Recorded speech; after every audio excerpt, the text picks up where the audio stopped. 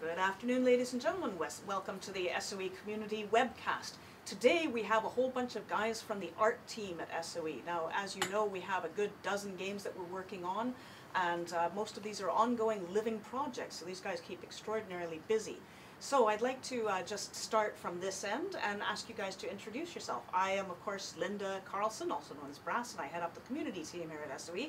Who the heck are you? I'm Dave Brown, Kovic on the forums. I am the lead character artist on EverQuest 2. I'm Chris Atkins. I'm a character artist on EverQuest 2. My handle on the forums is Fatkins. I'm Floyd Bishop. I'm animation lead on Free Realms, and I'm Floyd Bishop on the forums. Which makes him really hard to track down. Yeah, That's brutal. Joe Shoopack, Director of Artistic Development, Rystall on the forums. Right. So did you want to talk a little bit about what we have some samples of some of the work. Joel, would you like to cue that up and have someone talk about each one? What have we got here first? Well, these are animations from Free Realms. Since I'm an animator, most of my art moves that I'm going to show, all of it actually right now. So this is Chatty the squirrel, and what's cool about Free Realms as opposed to some of the other titles is that we've got a wide variety of characters. Which I guess you guys do too. I mean, you've got dragons and stuff Yeah, like we that. do anything pretty much. So like we've got like a squirrel one day and then like a cow, and so this is a Hydra character. He was kind of a challenge because of all the necks. No kidding. Took quite a while. So that's available in game if you're a VIP. Yeah, I think that's what my daughter wants me to buy her right now. She's been bugging me. She's like, I want the three-headed dinosaur. And then this is a T-Rex in the game. T-Rex. And So cute. so it's a challenge to us to try to make it appealing to the characters, make the characters appealing. This is the snowman boss from the winter holiday. He's kind of fun because he doesn't have any legs, so I thought, how would somebody that large move around with no legs? So he just kind of drags himself through the snow. There's our tiger mount. Beautiful. There's Kakenstein, currently wreaking havoc in Free Realms. Is that the guy that only comes out every so often? Yep. Yeah, 'cause my daughter had to beat that guy too. Yeah. That was a labored movement. Yeah, so he's a big guy. She's like, there he is, go get him. He's just misunderstood. He just wants to be everybody's friend. But, He looks like awesome. something that crawled out of my fridge. Now, Floyd, you put these together as samples of animation loops, right? Yeah, From these animation studio? these were put together to kind of show different types of locomotions in our game. So as you can see, he's walking, but he's not moving forward at all. So in the game, game animation is a lot different than animating for a film or television show insofar as the code is what moves the character forward. So we would animate this guy, and we know that he's going to be moving forward at like a set pace. And then the code will actually translate him forward. So it's our job to make sure that he moves in such a way that his animations will loop cleanly so that you can't tell where they start and where they end. So that once he starts moving forward at that speed, you know, the player says move forward or whatever, he moves forward without his feet sliding on the ground. Oh, So, nice. Is that difficult to time? Sometimes, yes, because design loves to slightly scale up or slightly scale down things, and now your animations are a different speed because your character's smaller. We so, get the same thing a lot in our game. Sometimes we don't always get how big the character is going to be in game, and our animator animated to a certain size, and then next time we see him, the proportions are way different, and He'll end up is sliding. running 100 miles an hour, or he's sliding, and you have to fix things accordingly. Everybody's pretty good on frames about kind of meeting in the middle, and we try to test everything before it goes out, but every once in a while some rogue asset will get in there, and like Or a do you get rock stuff goblin will used now be twice? 12 feet tall, and Yeah, so you there's get a lot of stuff, yeah. reuse in Yeah, the game. and Yeah, scale that's it what up happens all to us. the time. Yeah, yeah. So, just want to ask a couple of personal questions here. For each of you, can you tell us how long you've been an artist and what some of your earlier attempts at art were like? What sort of media you used to use when you first started? For me, I mean, if you look at, working in the industry, I've been doing this, 6 years now? But as far as like what I thought, I was doing art, I've been drawing since I was in elementary school. I was always the kid that the teacher would say, hey, can you draw this for our class project? Or, I was in junior high, they're like, hey, can you paint the murals on our windows? So I've always been doing art my whole life. It's not, something I just kind of came into. But then as I got older, I went to school and I learned the pipeline of how to draw. And that's what you get from school. You get a lot of stuff from like copying comic books and stuff like that. When you go to school, they focus on what you need to know, and you really speed up your pipeline and figure out the things you need to look for proportions and stuff like that. But I've been doing it for art all my life, kind of. Nice. Yeah, I would say I probably started drawing around, I don't know, 8 or 9, and I used to doodle all the time, and then I really started getting into it. I met this kid from Japan in elementary school, and he started showing me those manga comics and all that stuff, and we just started sort of copying that style, and then basically from there I developed my own. And when did you turn professional? Oh, this is my 5th year, and this is my 4th year with Sony. Wow. And so yeah, it's been good. And Floyd? I've been drawing ever since I could hold a pencil or a pen, pretty much. Yeah. I used to draw in school a lot growing up. In like elementary and middle school, I would draw pictures for kids and trade them for toys. Like they would give me a small transformer if I drew them a Nice. poster or whatever. So it worked out pretty well. And then just all through school and into college, and my degree is actually in graphic design. And I was halfway through graphic design school and realized that I didn't want to do page layout my whole life. Which, Right. nothing bad about page layout, but the kerning between letters is not as interesting to me as Well, it's a typing different type of monster. it's a different type of art. yeah, it's totally different. Yeah. So, but then, so when I got out of school, I did work for a little while in graphic design, and I was doing 112-page vitamin catalogs, which I hated. Okay. And, sound yes. that brilliant. 112-page vitamin Yeah, catalog. so I'm then- sure that would turn So I anybody. bought I a bet bunch they look of good. Yeah, they looked okay. Yeah, they didn't move though. I thought if you could flip them fast enough, the characters. Yeah. But, That's at the bottom. you draw in the median. But so then I bought a bunch of books and met a lot of animators and just kind of taught myself animation, and then actually worked in film for a while before coming over to games. I've been doing art professionally for like 12 years now. Nice. And Joe, you're kind of like the grand old man among us. Yeah. Share your wisdom and your experience. And when did I you guess start? old is the operative term, because when I graduated in '85 with an illustration degree from BYU, so the game industry at that time was like Space Invaders and Asteroids Deluxe and Centipede. So and early on in my career, I was pen and ink editorial illustrator, and I got into educational software, then later into gaming. So the first games I worked on were the Atari 7800, then the Sega Genesis, then PlayStation, and then I came to 989 Studios and SOE. So I've been in the game industry about 15 years or so. We've seen the full progression, basically. Yeah, it's been interesting progression. Mhm. How do you find that things have changed over the years? Well, we can obviously, we have a lot more we can do on the visual side, but with games, it's always a new set of parameters you have to work under, and creating assets for games involves a puzzle, putting a puzzle together, and doing the best you can under the restrictions imposed by the software. Right. And And not for- just the restrictions of the software, but the deadlines that you're meeting as well. I mean, you must run into creative blocks on occasion, all of you. Where do you draw your inspiration from, where you're looking at a deadline, there's something that has to be ready for a publish in a couple of weeks, and you've run out of ideas? Sometimes we have like this Friday needs to be in. You know, it's really Yeah. So where do you yeah. find your inspiration then? We look all over the place. I mean, I play a ton of games. I play anything that comes out. If I have time, I try to play a little bit. The internet, just looking at pictures, Yeah, fellow Google. artists. Fellow you know, artists is probably yeah, the biggest one. we when bounce get a into lot of jam. stuff off each other.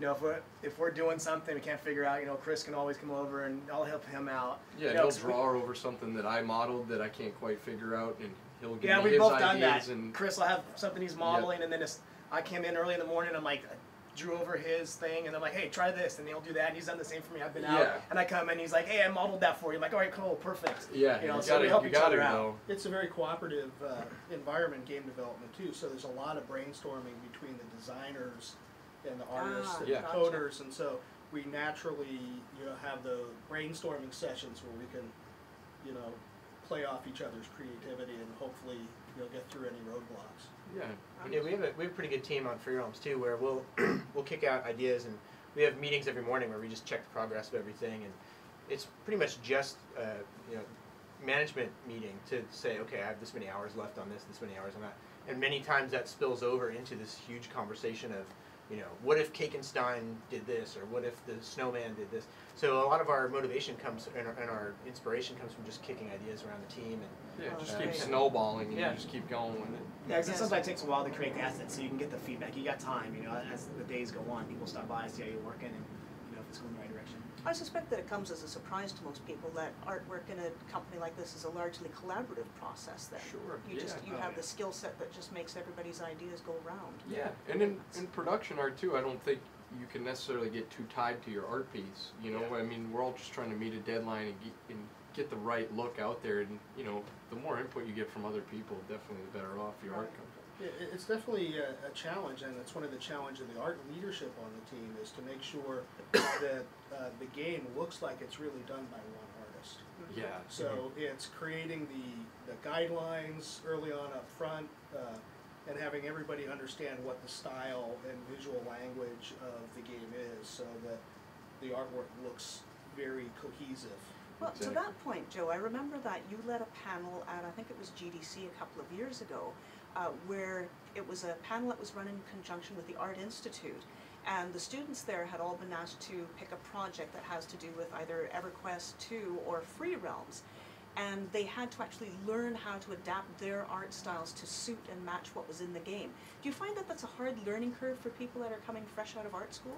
I think it's an interesting challenge for students, and what you mentioned we call the SOE Mentor Program, and we've done it with a number of schools, primarily with Art Institute, where we give them that classroom assignment for their prototype classes. Imagine you're doing a level for EverQuest 2, or you're designing your own zone for Free Realm. So Right. they must make sure it fits in with the visual style of that game. And for some people, it's the first time that they've worked in a cooperative environment or worked to style. But it's an important thing to learn, because in the game industry, you know, that's what it's all about, where you have to adjust your style to the style of the game. And who's ultimately control of that process? Who looks at the final art and goes, okay, that matches, that's the right style, this ties in well with the game? Who makes that decision? Well, ultimately, the art director on Per each team, project yeah. is ultimately responsible for the visual, you know, cohesion of the game. Yeah, it's hard sometimes, I think, for new artists to get beyond the mindset of, I think this looks good. It doesn't matter necessarily what you think. I mean, you're not doing it for your mom's refrigerator. Yeah, exactly. You know, mom will hang up anything, no matter how bad it looks, right? Yeah. So when, Yes, you're doing yes. when you're doing it for a paycheck and rent is due, you better make sure that your art matches what they want. Yeah. Well, I think that's one of the big things that people coming from school and getting industry is during that time, you know, they're like the cool artists in their school. Everyone's like, yeah, that looks great, you're doing awesome. And then they get into college, and there's always that point they meet that teacher's like, yeah, you don't need to do that whole thing. They're like, no, my stuff is good. No, once they get to that point of learning that it's not theirs anymore, to pull yourself away from your art and just taking other people's advice, that's when you're starting in the professional world and just making really cool stuff. You can't come in and just say, I really just draw vampires. So. Yeah, No, you got to not everybody makes that leap that easy either. I think some artists really struggle with that part of it, and I think that doing things outside of work creatively helps alleviate some of that. Yep. So if you feel like you can't express yourself at work, you've got that side project at home. Maybe you do an online comic, or maybe you do a cartoon for YouTube or something. Yeah, I think There's a great question for you. What do you use as your off-work outlet for your creative energies? What do you do? Well, I got Goes four home and kids. sleep. So. Yeah. I don't that's do a what- whole that's what lot you for do myself. You know, I have my video game time from like 10:30 at night till 2 in the morning. You know, after my kids and my wife are in bed, but during the other time, it's all, you know, my kids and my family. You know, that takes up a lot of my time. So, but that's what I enjoy doing. Going out with my family is always the most fun. Yeah, I try to draw as much as I can on my own. Or I have friends that always want like random things like T-shirts or things like that, and so I just try to stay busy and use other people's ideas and just, you know, make my own easy, simple 2D art after doing this stuff all day. It's usually pretty good for the brain.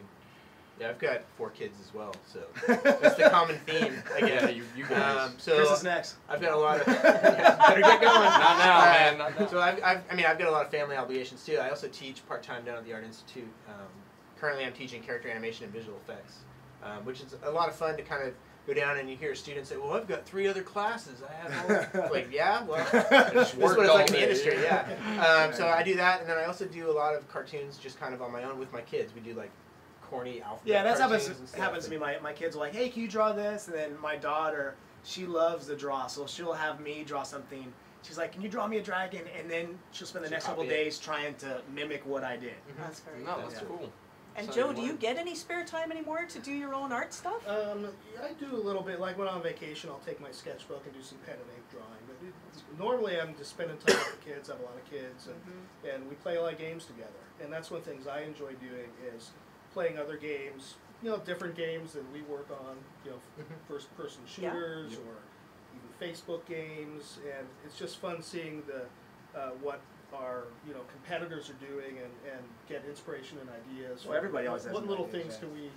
can we learn from how other people approach problems? You know, Sure. kind of bring Well, it to our we're problem-solving. actually going through a lot of conversation that I really hadn't even planned on, so we're going to run out of time if I'm not careful, but I just want to ask you a really quick and fast question.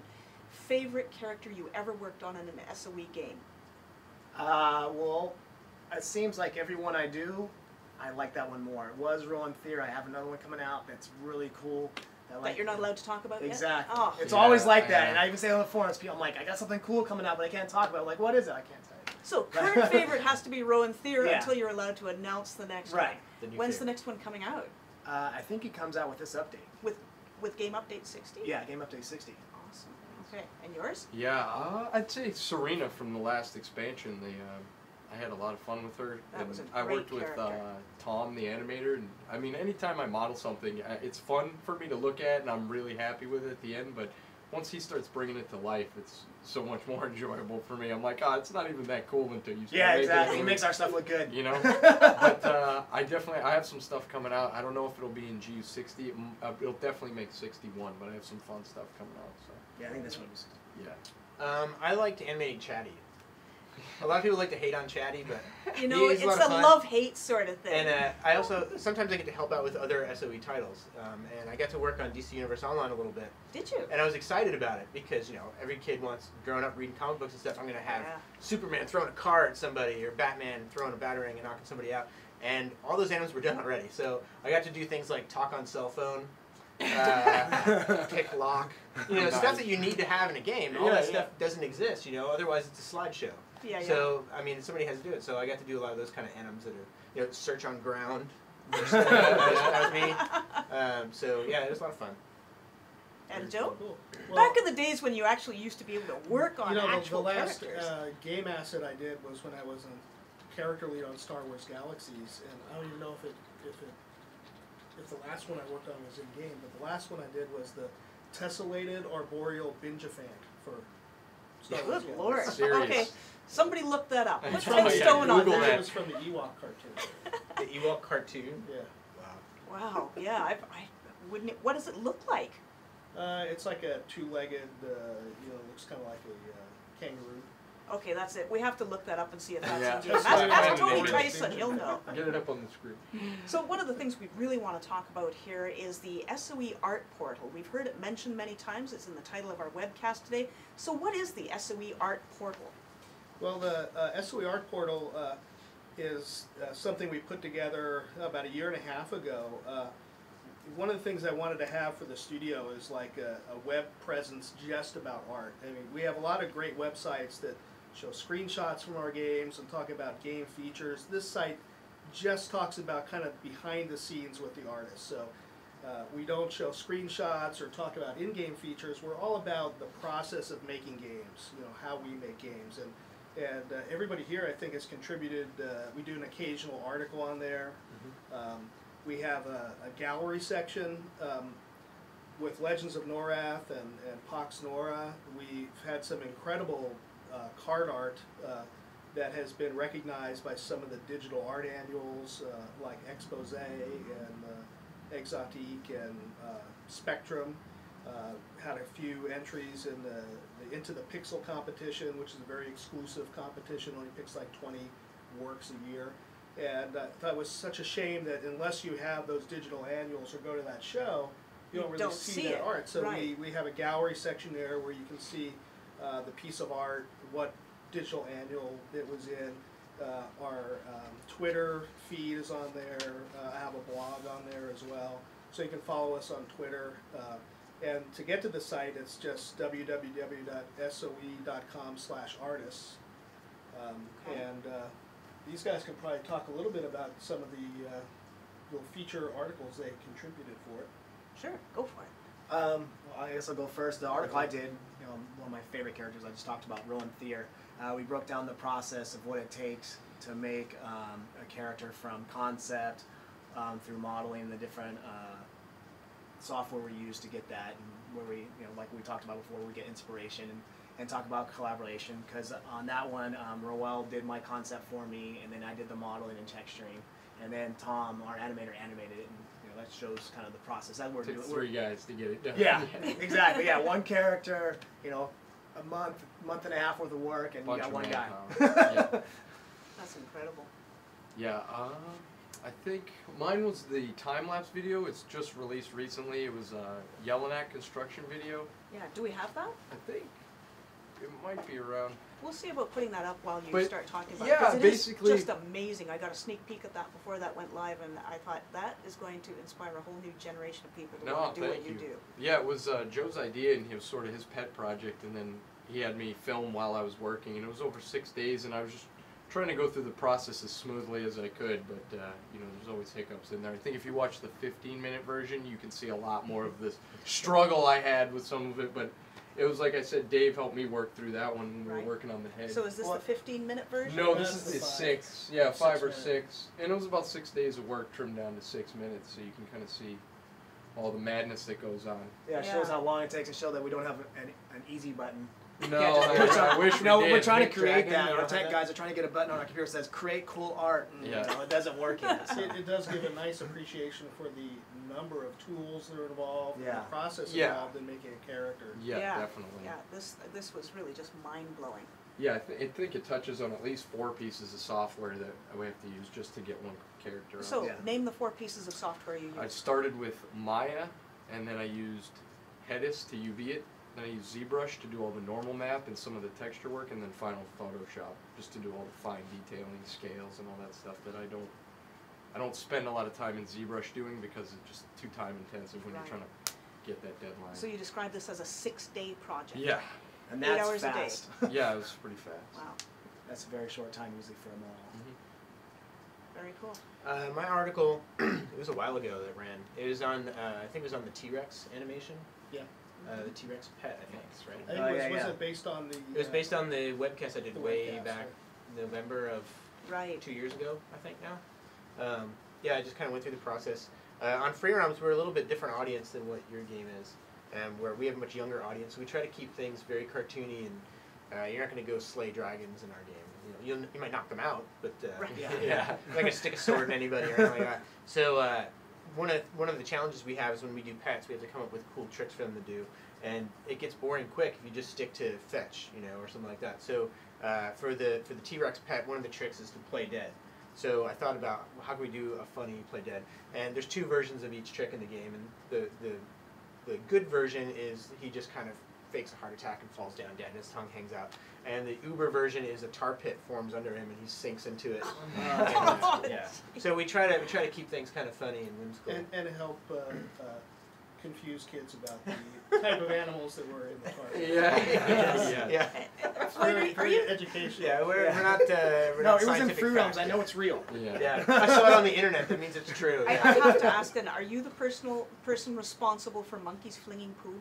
You know what? That's a funny story because when we Oh, yeah, I'm sure it is a Yeah, funny when we story. were first going It to is your add fault. when we were first going to add monkeys to the game, the very first trick that people suggested was we should have it throw poop, and I thought that was funny, and I was going to do it. But then we thought, well, we're a kids game, and we don't know if that should go. And it went up through management until it came in front of Smed. And he said, "Is the monkey gonna throw poop?" So they, okay, You're like, yeah. the monkey's gonna throw You're like, poop. I already So have it here. I wasn't there in that meeting, but then people came running back to my desk. He can throw his poop. They were all excited. Yeah. We did lots of It's references. a good to day here. Yeah. It's kind of interesting because we always think of ourselves as gamers making games, and boy, there's a lot of big kid in all Yeah, of us. well, isn't there? I mean, Oh, yeah. on Free Roams especially, we have the most bizarre conversations during meetings. Like we had a big conversation about the unicorn pets peeing rainbows. Like how would that look? Yes. And then trying to work out how that would be. And the dragons, when they poop, their poo is on fire. And you know, how would that look? And how many particles is that going to take? And, I mean, serious game Highbrow development stuff. conversations. Yes, yes, Proper definitely. consistency, things like that. Yeah, I mean, it all has to be worked out. So. So, Joe, can you describe your role as you're the overall creative director for Sony Online Entertainment, right?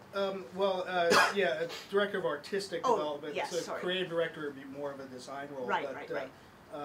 I work with all the art directors and art leads at the project on our projects at our different studios, just making sure we maintain the highest quality art standards. And I also take on other initiatives like our relationship with educational institutions and mentoring, working with any outside partners, boring stuff like that. That's not boring stuff. Maybe you could describe a little bit about our involvement with the Art Institute or other educational institutes that you work with. What do we do with them? Well, mentoring's really key for us. I mean, all of us, when we were in school, we enjoyed when professionals came in and talked to us about the industry. So, you know, we try to have internships here when we can. We have the Gamers in Real Life, the Girl Scholarship once a year that awards an internship as well. But it helps us to go in and talk to the students. It serves both the students of school and us, because it helps us get an early look at some really talented folks that we might want to hire. It helps students get a real life experience of what it's like to work in game development. Of course, helps the school because they're involved with a developer that you know, can give feedback to the students. So it's been a real rewarding relationship for all three parties. I think from the student side of things too, it's helpful because, I mean, since I teach part-time, I see it kind of from both sides. And as a teacher telling students stuff, a lot of times it just they kind of glaze over and like, oh yeah, the teacher's just saying that. But when you hear it from somebody who's actually in the industry and they get to come here and pitch their project and get feedback from people in a room, and it's not for a grade, it's for you know, your career, they really see that, hey, that is true, that is what they're looking for in the industry. Yeah, it's a nice backup. Yeah. Thinking back to that presentation that I sat in on, I got to talk to one of the students involved after the presentation, and they said the biggest thing that they learned was when they got stuck into groups and they got told, now you're going to make X. And that's when he said that reality really hit, because you're not doing art for yourself anymore. You have to work with all these other people that you may or may not necessarily get along with, and they all have different skill levels, and that completely changed their outlook on life and art in general. Sure. I think that's a pretty cool thing. So for the up and coming young artist who's thinking about getting into art and they really want to make Dragons and EverQuest 2 and that sort of thing, what sorts of online resources or school resources would you recommend that they pursue? Well, I definitely recommend, you know, depends where, there are people that come in the industry that didn't go to school. You know, it's not something that you have to have a piece of paper degree. But the process, the learning process you get from school is what's going to get you the job. Because during school, you're going to be able to create that demo. You're going to learn, like when we go to AI, you're going to learn for professionals what we're looking for. And, you know, it's all about that demo. And that's what you're going to create during that process. Once you have the demo, then you can get in. And any reference you can find online or mimicking what other artists do, and, you know, that's all very helpful. Okay. Yeah, I go on Game Artisans and Renderheads and there's CG Talk. I just go on a lot of the 3D forums and I check out what people are working on. They do, you know, crazy contests where you try to make like Kratos or something at like 400 triangles, and you know, they're just crazy contests, and you try to min-spec everything as low as you can, like 128 textures, and all that kind of stuff's just great for you to just really wrap your head around pushing as much as you can with a small amount of detail. Cool. Yeah, I mean, CG Talk's a great asset. And when I was learning this as a career, the internet didn't exist in its current form. It was all text-based. Right. You'd have to get on like Resort or something like that. They call text-based stuff, and old school internet. But now with the internet, I mean, I would suggest to people that are just starting out, meet as many people that do what you want to do, and show them your stuff if they'll look at it, and take their feedback to heart and make changes. Show it to them again and make it awesome. One thing to look at too is, you know, people. It is hard to get in the industry, but you can do it. If you put in the time, you will get in there. You know, you just learn, like Floyd is saying, learn from other people, learn what they're looking for, and if you follow those paths, you'll end up in the industry. Yeah, I mean, there's no like set thing. Like I went to this school and now I have this degree, so I have to get a job. There's no entitlement. Like you have to work hard at what you do, and just getting there isn't enough. You got to work hard once you're there too, because you know deadlines have to be met, projects have to ship, things need to look great. So you know, work as hard as you can at your craft and make it as good as possible. Yeah, the industry's always changing. And take critiques seriously and incorporate all that. Yeah. I always think that the thing you learn in school that's most valuable is how to self-critique. If you can learn how to self-critique, you're on the way to success.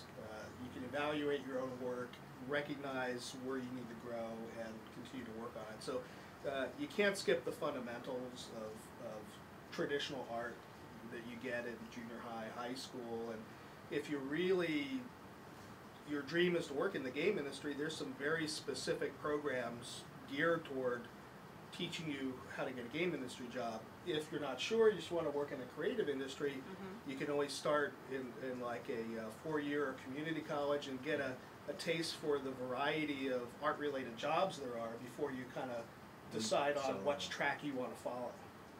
But there's a lot of opportunities, you know, thanks to you know, digital media that didn't exist when I was in school. Did you ever get anybody who said, well, don't quit your day job, that you can't make money in art, that everyone's a starving artist, that sort of thing? Yeah, that's why I didn't actually, I always wanted to be in art, but I didn't get that kind of support when I was younger. So I ended up doing different things throughout my life, different jobs, and in my late 20s, I looked at it, I'm like, this is not what I want to do. I've always wanted to do art. So I went to school, and you know, I already had a couple kids, so I was working full-time, going to school full-time, and then towards the end, I was actually an intern here full-time. So I was like, intern in the morning, 7 to 3, go to work from like 3 to 11 to keep my insurance for my family, and then do school after that. So I was only sleeping a couple hours a night a lot of times, but now here I am. And it was all worth it. And it's been a great, you know, process, and now I'm here, so. I definitely need to get that in the beginning. They're like, no, you can't do art, you're not gonna make any money, but now I'm like, hey, this is so whenever awesome. you say art, I think your parents, the first thing they think is, well, I guess we better get the spare room ready. They're like, we're cleaning up the basement, we're gonna refinish it for you. You can put a little stove in there. I worked for my uncle building houses and doing that. I mean, every day he would just be like, what do you think, you can do art? And I'd be like, I don't know, I'm sitting on the edge of a roof on some scaffolding with a nail gun. It's 5:30 in the morning. I gotta figure something out, you know. I'm like, I gotta get out of this. My dad worked bridge construction his whole life, and beat the crap out of himself every day. He'd come home with a different burn from welding, or something fell on his arm and hurt it or something. And when I was in high school, he took me down to the job site for the day, and it was in Philadelphia. This is back on the East Coast, in Philly, in the middle of the summer, and he's welding, and it's so hot. And so we got home, and I still don't know to this day if he showed me, like, to show me how cool it was or how horrible it was. But I worked much harder at my art after that day than before. So And how about you, Joe? Was this always your career path? I actually had a similar reaction from my parents that they talked me into doing the sciences. So I did 2 full years as a geology major before I switched to art in college. And that was my dream, is to be an artist, and they said, you do that on Saturday. They went for geology, how over art? So no, the second least employed. I know. And you know, like these other guys too, you start to go down that path, and you decide, you know, this is what I really want to do. I got a long life ahead of you. What are you know, gonna if do I don't with it? succeed at this, I can try something else. But I want to try and do the thing that I enjoy the most. Well, that's the thing too. I mean, there's definitely stressful days doing this. Sure. But I'd be doing this even if it wasn't my job, you know? So as bad as it can be in one day, like stressful, or your deadline's bad, or, you know, something like that, it's still better than the worst day here is better than the best day somewhere else. So getting your arm burnt by and a welder. I've had odd jobs before I got into art. I mean, I worked in a bra factory for a while. I worked at a bakery, all kinds of stuff, and this is way better. Yeah, sometimes we put in those long hours, but during those hours, I'm sitting at my desk, and I'm drinking Red Bull, listening to rock music, drawing. I'm like, this is so cool. Yeah, no, it's still good. It's still I've been here 10 hours, but I still enjoy it. I think we have before us the ultimate revenge of the nerds. I mean, not only are you guys all artists, but you play games for a living. I mean, it doesn't get much better than that. Any closing thoughts that you want to share with the folks who are watching today? We're probably going to need someone to help us out of this chair. As you can see, we're all I scrunched know. because we're so close. We like just hang out and just wedge ourselves in this chair. Well, I just say we enjoy interacting with the community. I think that's why most of us usually go to Fanfare. We like, you know, visiting the forums, and we like the feedback, and that's one of the things that's great about SOE is we feel like we're building these games with the community of players. Right. Well, that's one thing too. Something that gets us excited. Because a lot of times we don't look at the game as just a job. I try to really take ownership. Like EverQuest 2 is my game. This is my product. The people who play our game are, you know, are people playing with us and playing our game, and it's not just something I'm like, okay, I got to make this for, you know, EverQuest. I'm like, man, EverQuest 2 is what I want to do, and it's more of part of us than just our job. So are all of you guys going to Fanfare this year? I am. Yeah, I'll be I there. think so. Yeah. Terrific. Just talked Okay, about so it. we're definitely going to have As long some as they demos don't, on as site. long as they don't schedule my panel up against EQ2, I'll be fine. Oh, That well, happens every year. Every year, there's like 3 people that show up because the EQ2 is in the next room, and everybody's like, "Woo!" Yeah, we You get hear a couple the people wall. showing. Yeah, poor Floyd was up against all the greatest things in the last, Yeah. 10 or 11 years of EverQuest, or Okay, see how okay. to animate on. duly noted. I'm in charge of setting up the panels this year, so we'll make sure that you're up against collecting dust bunny lint. Yeah. How's that? That's great. Yeah.